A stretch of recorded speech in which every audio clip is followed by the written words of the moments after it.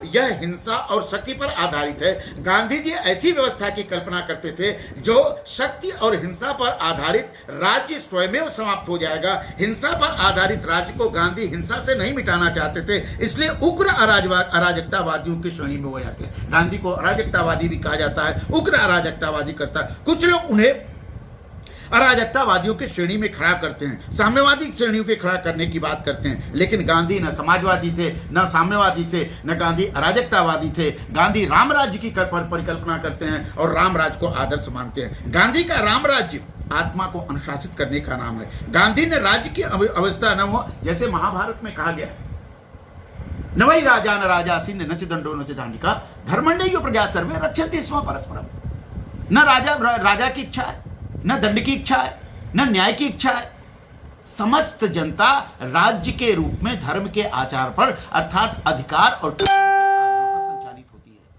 महात्मा गांधी ने महाभारत के इस वाक्य को स्वीकार किया और राज्यविहीन अवस्था की बात की। राम राज्य का जो आदर्श है वह लोक सत्ता में आस्था है। राम राज्य का जो आदर्श है वह सत्य की पूजा है। सत्ता और हिंसा का इसमें कोई स्थान नहीं है। और गांधी का राम राज्य का आदर्श है वह प्रमुखा पेशी नागरिकों के लिए स्वराज को अर्थी एक गांधी का राम राज्य स्वराज्य है, स्वदेशी है और राष्ट्रीय है। वह प्रमुख गुलाम राज्य को वह राम राज्य की श्रेणी में नहीं खड़ा करते। गांधी ने लोक सत्ता में आस्था की। उन्होंने लोक सत्ता को महत्वपूर्ण पक्ष माना और लोक सत्ता को प्रेरित करने का काम किया। और गांधी ने पश्चिम प्रजातंत्र को, गांधी के अनुसार पश्चिमी प्रजातंत्र हल्के रंग का गाजी और फासिस्ट है। गांधी ने पश्चिमी प्रजातंत्र की आलोचना की और पश्चिमी प्रजातंत्र की इसलिए आधारित थे। उन्होंने प्रजातंत्र को तो स्वीकार किया, लेकिन पाश्चात्य प्रजातंत्र को स्वीकार नहीं किया,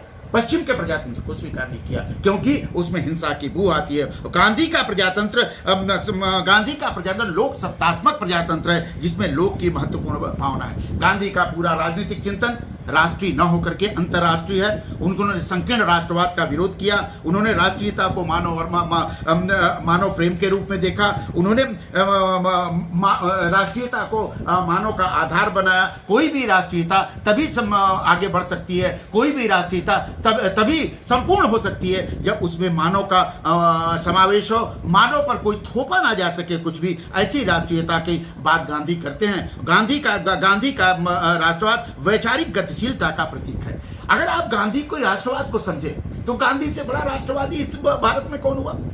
गांधी ने पश्चिम के मूल्यों को भारतीय मूल्य से अनुप्राणित कर दिया। गांधी ने लिया पश्चिम से भारत की बात की, राम राज्य की बात की। गांधी ने पुराणों के प्रति समर्पित किया। गांधी ने सेवा भाव को आगे बढ़ाया। भारत में जो वर्तमान समय में स्वच्छता अभियान की शुरुआत है वह गांधी की देन है। गांधी ने स्वच्छता अभियान को, शौचालय की बात गांधी दर्शन से शुरू हुई, पर्यावरण की बात गांधी दर्शन से शुरू हुई, स्वदेशी और स्वराज की बात गांधी दर्शन से शुरू हुई। मतलब गांधी इतने बड़े हैं कि सारे भारतीय सिद्धांत, सारे प्राचीन भारतीय मूल्य का अनुशूलन गांधी दर्शन में देखा जा सकता है। उन्होंने अपने राष्ट्रीयता को मानव प्रेम के आधारित किया और उन्होंने स्वीकार किया कि हमारा जो दर्शन है, उन्होंने इस बात को कभी भी नहीं सोचा कि जो हमारा दर्शन है वह दर्शन को सभी माने, लेकिन उन्होंने दर्शन को अपने युगानुकूल प्रस्तुत किया और उनका दर्शन आज वैश्विकता का आधार बना हुआ है। गांधी युग पुरुष ही नहीं थे, गांधी भविष्य के भी पुरुष हैं। गांधी ने भारत को एक पहचान दी। गांधी के दर्शन ने भारत के दर्शन को प्रतिबिंबित किया और यह गांधी का दर्शन दुनिया के सभी दर्शनों को प्रभावित करता है। और गांधी ने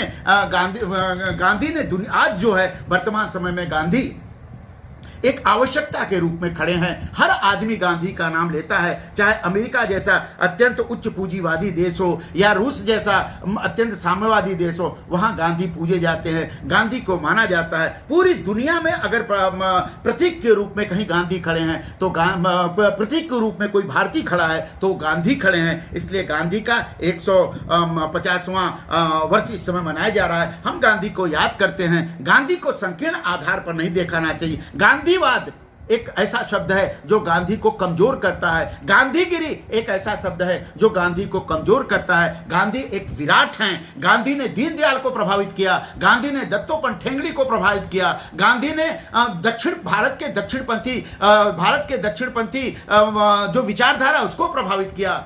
और आप जानते हैं कि जो इस समय वर्तमान समय में जो शासन भारतीय जनता पार्टी कर रही है, उसका जो मूल मंत्र है उसमें गांधीवाद भी एक मंत्र है। अर्थात दक्षिणपंथी दल भी गांधी को स्वीकार करते हैं और मध्यपंथी दल भी गांधी को स्वीकार करते हैं। गांधी को एक पाखंड का आकार बनाने वाले लोगों के लिए गांधी स्वयं में एक जवाब है। गांधी के रूप में खाने कमाने वाले लोगों के लिए गांधी एक स्वयं में जवाब है। गांधी को जीना पड़ता है, गांधी को समझना पड़ता है, गांधी में रहना पड़ता है, गांधी को खाना और पीना दोनों पड़ता है। गांधी के जीवन पद्धति को संभाल करके हम विभिन्न रोगों, विभिन्न महामारियों